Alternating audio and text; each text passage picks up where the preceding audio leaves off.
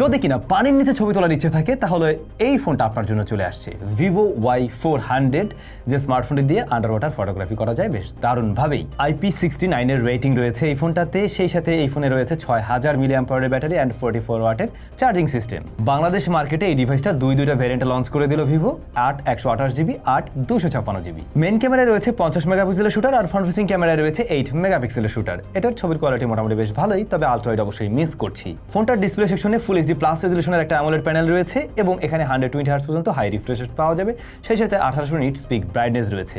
ডিসপ্লের চিন বেজেল বেশ ন্যারো হওয়াতে এটার দেখতে কিন্তু খুবই সুন্দর লাগে। পাওয়া যায় বাংলাদেশ মার্কেটে দুইটা কালার ভেরিয়েন্টে, dynamic green and pearl white. Unibody ডিজাইনের এই ফোনটার প্রসেসর হিসেবে রয়েছে কোয়ালকম স্ন্যাপড্রাগন 685। তাহলে দামটা কত আসলে? এই ফোনের বেস ভেরিয়েন্টের দাম 27999 টাকা, পরবর্তী ভেরিয়েন্ট 29999 টাকা।